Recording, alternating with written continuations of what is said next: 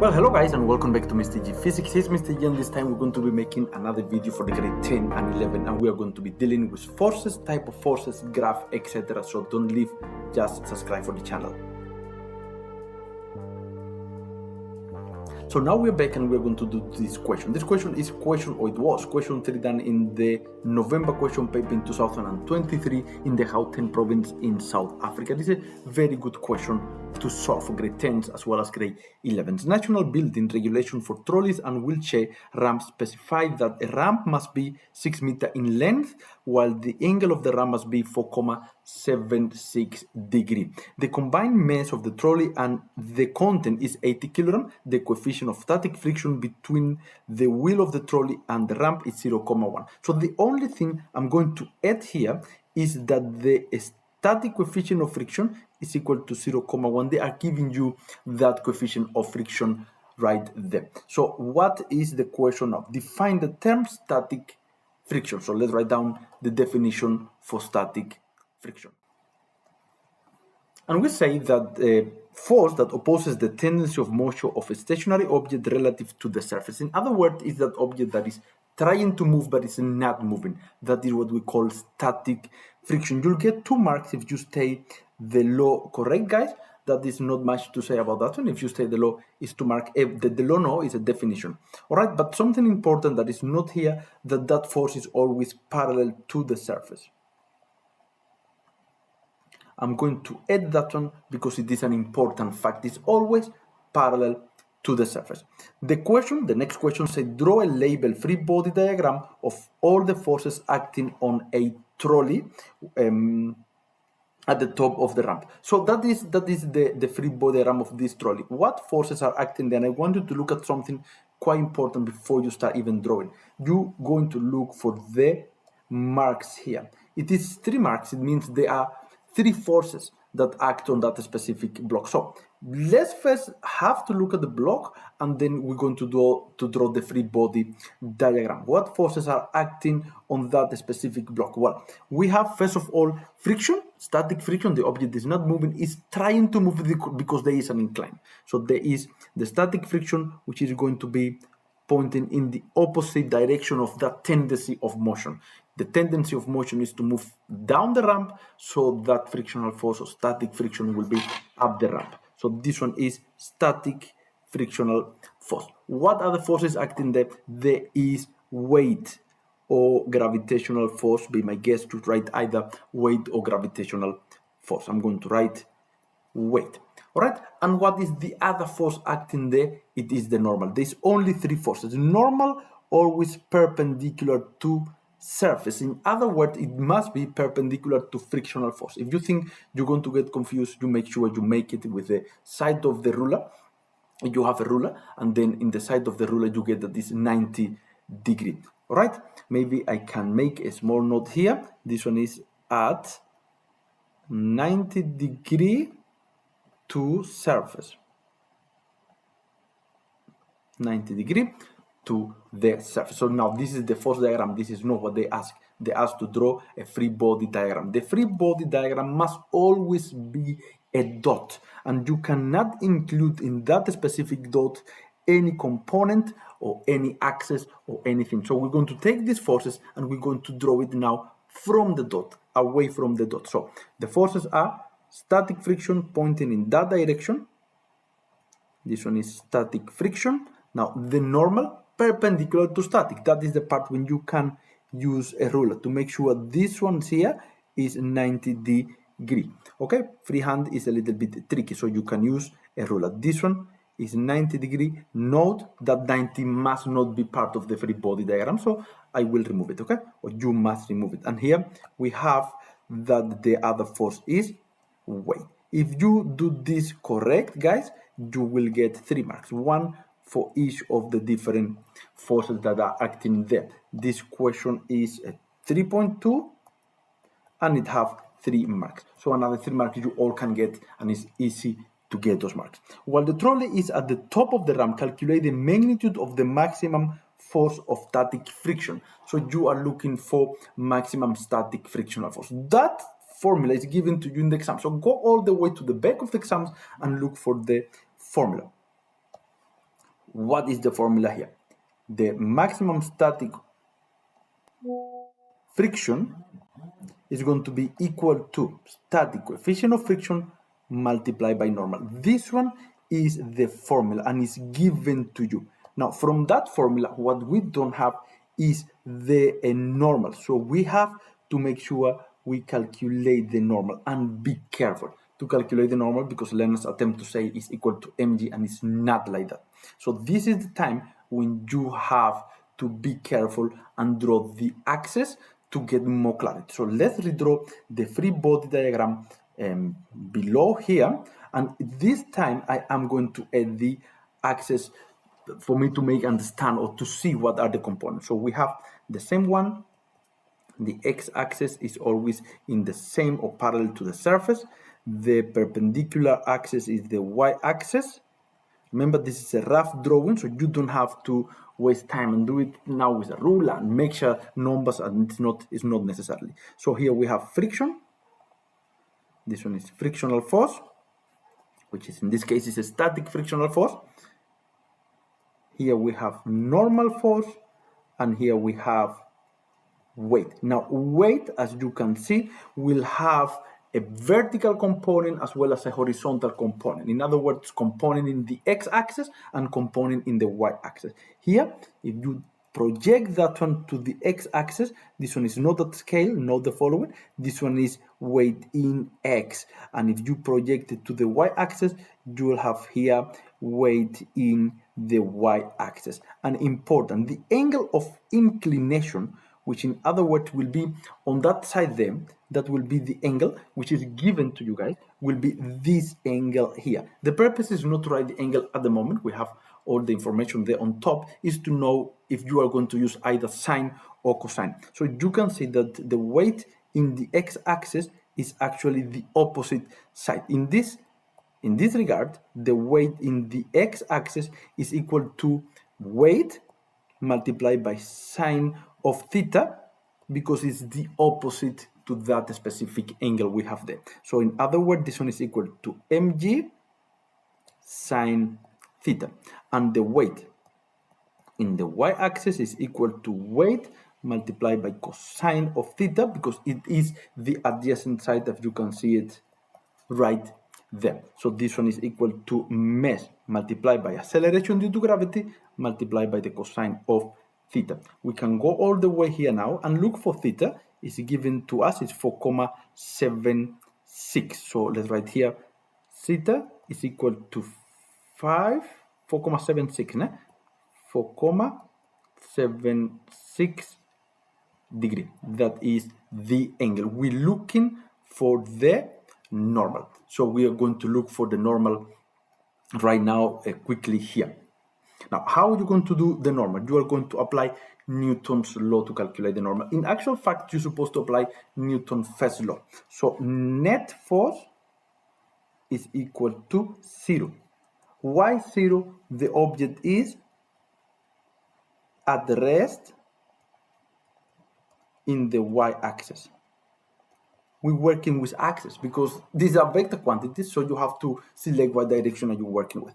Okay, so what forces are acting in the y-axis? We have the normal and we have the weight in the y-axis. So those are the forces that we are going to be dealing with here. So if we continue there and we select up as positive, perpendicular to the incline as positive, we have that is going to be normal minus weight in the y-axis is equal to 0. And from here, we need a new page.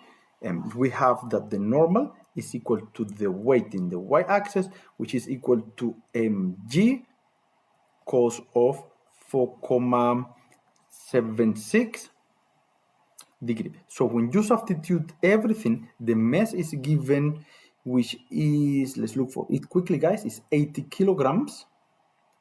It is 80 kilograms multiplied by 9,8 multiplied by the cosine of 4,76. Let me use my calculator quickly. It's 80 times 9,8 times cosine of 4,76, and I get 781 This is equal to 781,3 Newton. That is the normal. But the question does not ask for normal. The question asking for maximum static frictional force. So from here now, we have to calculate the maximum static frictional force.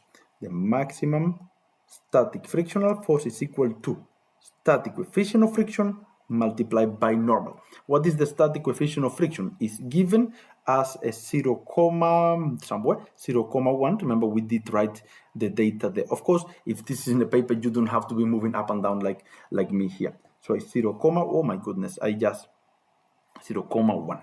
So 0,1 multiplied by the normal, which is 781,3. You calculate that one. I'm going to multiply the answer by 0,1. I'm just using my calculator here. You get 78,13. 78,13 Newton. That is the answer for the maximum static frictional force. Okay, so I hope it's clear. It's not that bad for that specific question. How many marks are there? There are 3 marks because it's 1 for the formula. There is 1 for the formula. If we go to the marks here, 1 for the formula, 1 for the substitution, 1 for the final answer. The substitution, you have to substitute the value you get there for the y component of the weight. Guys, we go to the next question, which is question 3.4 right now. Okay, so the next question say, if the ramp is longer than 6 meters, a less steep gradient is required for a ramp of a less steep gradient state, whether the following would increase, decrease, or remain the same. Now, less steep gradient means the angle will be smaller. So the ramp will be a little bit closer to the ground, less inclination, okay? So now, the coefficient of static friction, guys, the coefficient of static friction stay constant. It does not change. It only changes if the surface or the substance of the surfaces changes. So, the coefficient of static friction remains constant. Remains the same. Okay, and I'm going to add here a note that say that it is affected by the surface. So I hope you understand what I mean there. It means the surface. If you change wood from wood to concrete, then the coefficient will change. Or if you change from a concrete to now, let's say steel, it will change. It will change every time you change the surface. So it is a combination of not just one material, but the 2 combination of materials. For example, a rubber of a shoe with a concrete is different than rubber from a shoe with a wooden floor. So that is important to have in mind. The force of static friction. Now, the force of static friction, if you look at the formula that we have just here, is straight related to normal. All right, is straight related to normal. What happened if the normal? What happened to normal? First of all, so if we go here and you remember for the calculation, let me just show you here. Normal is, or it has to do with the cosine of the angle. If you decrease the ramp, the normal is going to increase. That is important. And you can use other numbers because really the 4,76 angle is extremely small. When you do calculation, you don't see the difference. But you need to know that as you decrease the inclination, if you decrease this inclination, if this is moved down, the normal is going to increase. So that is the answer here. It's increasing. Increase. And then how can you explain this one? When you say increase, there is 1 mark. All right? How do you say increase there? If the angle, I'm going to write angle with this symbol, decreases,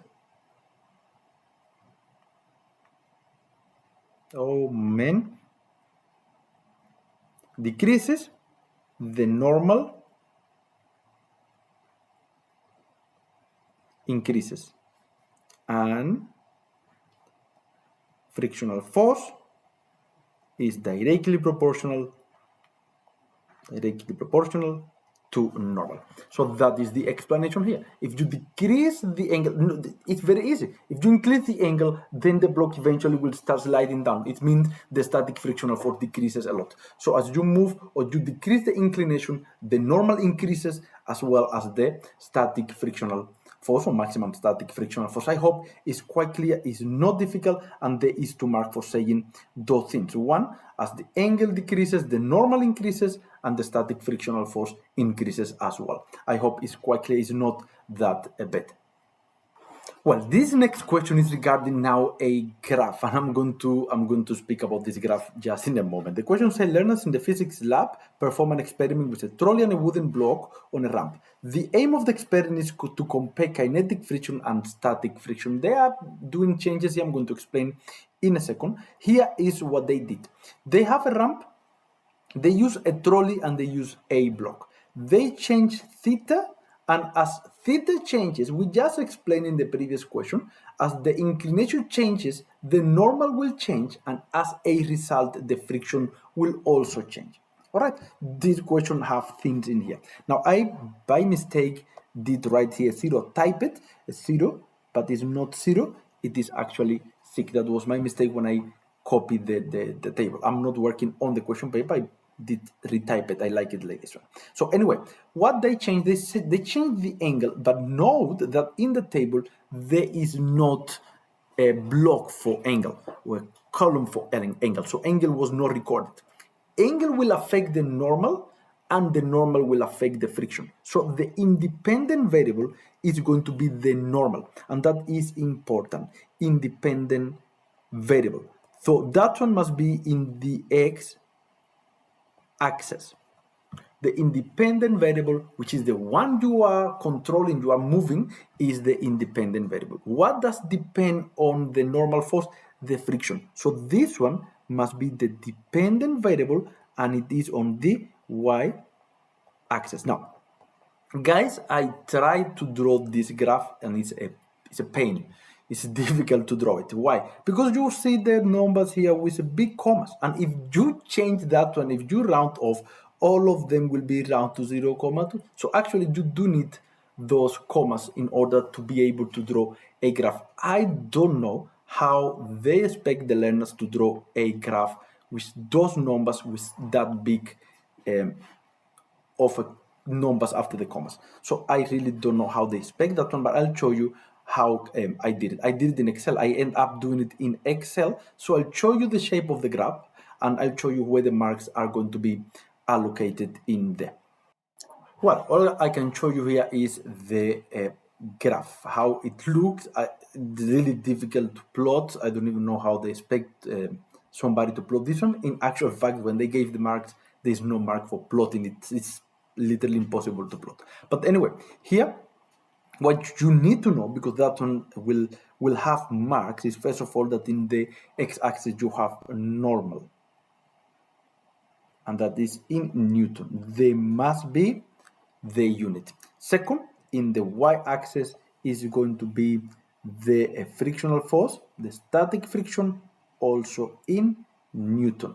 That is important to know. So the marks here allocations were 1 mark for the x-axis, 1 mark for the y-axis, 2 mark for the lines cutting or passing through 0. I really going to leave it there. I don't know what to say. So the next part of the question say which part of each of the graph represent the coefficient of friction. Guys, if you see the graph and you calculate the gradient, remember the gradient is change in y divided by change in x. This one will be static friction divided by normal, and that is what we call the static coefficient of friction. So in this case, it's going to be the gradient.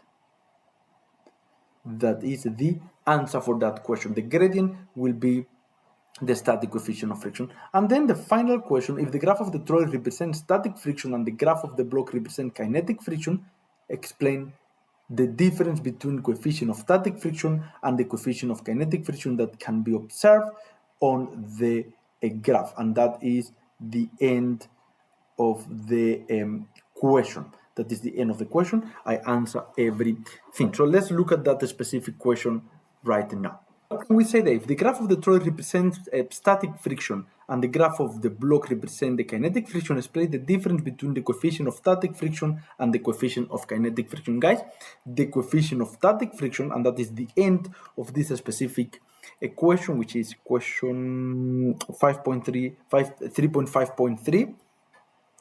3.5.3, the coefficient of static friction is always greater than the coefficient of kinetic friction. That's what you can tell me about the coefficient of friction in this question. And then this is the end of this question. This part here, in terms of the table, I'm going to reserve my comments there. It is really difficult to plot that graph. I don't know what they mean by plot. They're supposed to have said draw the graph without plotting, but it's not fine. So that is the graph. I hope it helped, guys. If it helped, thumb up, subscribe for the channel, and then I'll see you next time. Mr. G here.